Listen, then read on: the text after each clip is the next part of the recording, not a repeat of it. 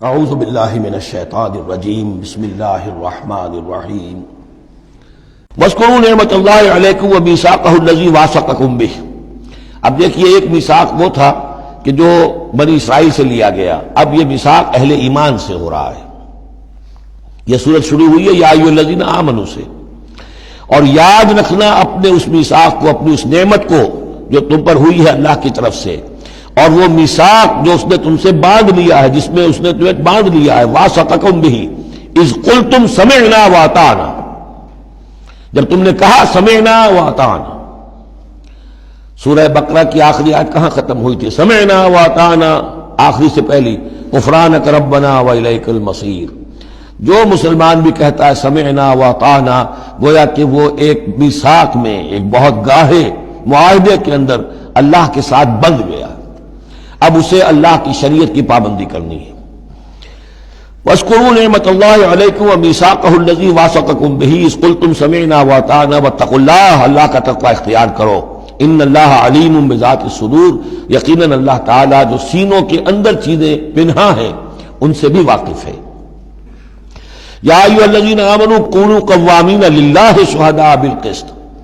اب وہ آیت نمبر 135 میں نے نوٹ کرائی تھی سورہ نساء کی، اور یہ آیت نمبر 8 ہے سورہ مائدہ کی، ایک ہی مضمون، وہی نسبت زوجیت کو سمجھ لیجئے، صرف یہ کہ عکسی ترتیب ہے۔ وہاں تھا یا ایھا الذین آمنوا کونوا قوامین بالقسط شہداء للہ، یہاں ہے کونوا قوامین للہ شہداء بالقسط۔ ایک حقیقت تو میں نے اس وقت بیان کر دی تھی کہ گویا کہ معلوم ہوا کہ اللہ اور قسط مترادف ہے۔ اللہ کے لیے کھڑے ہو جاؤ، قسط کے لیے کھڑے ہو جاؤ، اللہ کے گواہ بن جاؤ، قسط کے گواہ بن جاؤ، تو گویا کہ اللہ اور قسط یہ مترادف ہے۔ دوسرا مفہوم جو کہ آج سامنے آ رہا ہے اس کو سمجھ لیجئے کہ کسی معاشرے میں عدل قائم کرنا، ایک تو یہ کہ عام انسان کی جو اس کی نفسیات ہے، اس کی فطرت ہے، اس کا تقاضا بھی یہ ہے کہ انسان چاہتا ہے کہ انصاف ہو۔ آج پوری نوع انسانی انصاف کی تلاش میں گھوم رہی ہے۔ بادشاہت سے نجات حاصل کی تھی، جمہوریت کی طرف آئے تھے کہ غلامی سے نجات ملے، انصاف ہونا چاہیے، انسان پر حاکم بن کر بیٹھ جائے، یہ تو کوئی حق نہیں ہے کسی کو۔ لیکن یہ کہ اس کا نتیجہ کیا ہوا کہ کیپٹلزم کی لعنت میں گرفتار ہو گئے، سرمایہ داروں کی جو ہے وہ ایک ڈکٹیٹریٹ اور آمریت قائم ہو گئی۔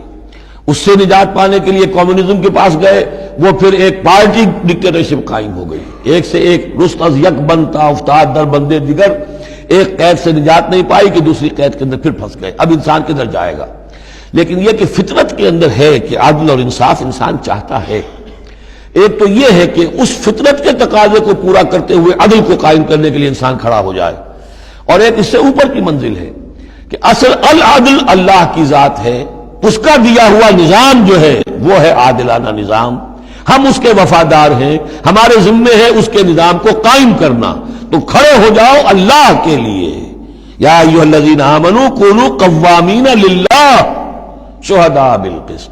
یہاں پر یہ اوپر کی منزل ہے جو بیان ہو رہی ہے کہ اصل میں یہ صرف فطرت انسانی کے تقاضے کے طور پر نہیں، تمہاری عبدیت کا تقاضا ہے، تمہارا اللہ کے ساتھ وفاداری کا جو رشتہ ہے اس کا تقاضا ہے کہ پوری قوت کے ساتھ with all the emphasis at your command، جو بھی تمہارے پاس ذرائع ہیں، وسائل ہیں، ان سب کو لے کر، جو بھی آپ کے پاس قوت ہے اس سب کو جمع کر کے، اور آپ کھڑے ہو جائیں اللہ کے لیے۔ کھڑے ہو جائیں اللہ کے لیے چمانی دارت، اللہ کے لیے کھڑے ہونا یعنی اس کے دین کے گواہ بن کر کھڑے ہو جانا، اور اس کا دین جو ہے العدل ہے، انصاف ہے، قسط ہے، تو اس انصاف اور قسط کو قائم کرنا۔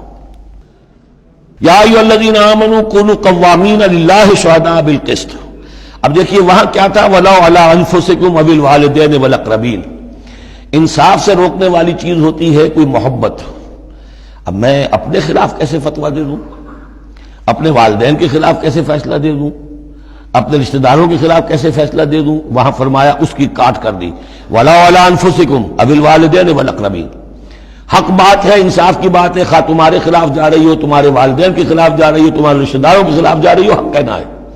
دوسری چیز کیا ہوتی ہے، کسی کی دشمنی کی وجہ سے آپ حق نہیں کہتے، بات تو حق ہے اسی کی، لیکن یہ تو دشمن ہے، میں اس کے حق میں کیسے فتویٰ دوں؟ اس سے یہاں روک دیا گیا۔ تو یہ وہ ریسیپروکل نسبتیں ہیں قرآن مجید کی صورتوں کے اندر، ایک ہی مضمون ہے، اس کے اندر عکسی ترتیب اور ریسیپروکل ترتیب۔ ولا یجرمنکم شنآن قوم علی الا تعدلوا، دیکھو کسی قوم کی دشمنی تمہیں اس بات پر آمادہ نہ کر دے کہ تم عدل سے منحرف ہو جاؤ۔ اعدلوا، عدل سے کام لو، انصاف کرو۔ هو اقرب للتقوی، یہی بہتر ہے اور قریب تر ہے تقوی کے۔ واتقوا اللہ ان اللہ خبیر بما تعملون، اور اللہ کا تقوی اختیار کرو اور جو کچھ تم کر رہے ہو اللہ اس سے باخبر ہے۔ اب اس میں ظاہر بات ہے بار بار میں نہیں کہہ سکتا یہ جو بار بار آتا اللہ دیکھ رہا ہے اللہ باخبر ہے، کیا مانی؟ ہر ایک کا حساب تم سے لے گا، ہر ایک کی جواب دہی تمہیں کرنی پڑے گی، تمہارا کوئی عمل تمہارا کوئی قول اس کے علم سے خارج نہیں ہے، لہذا ہر وقت چوکس رہو، چوکنے رہو۔ وعد اللہ الذین آمنوا وعملوا الصالحات لہم مغفرۃ واجر عظیم، ہاں اللہ تعالیٰ کا وعدہ ہے ان لوگوں سے جو ایمان لائیں اور نیک عمل کریں کہ ان کے لیے مغفرت بھی ہے، اجر عظیم بھی ہے۔ والذین کفروا وکذبوا بآیاتنا اولئک اصحاب الجحیم، اور جو لوگ کہ انکار کریں اور جھٹلا دیں ہماری آیات کو وہ ہیں جہنم والے، آگ والے۔ صدق اللہ العظیم۔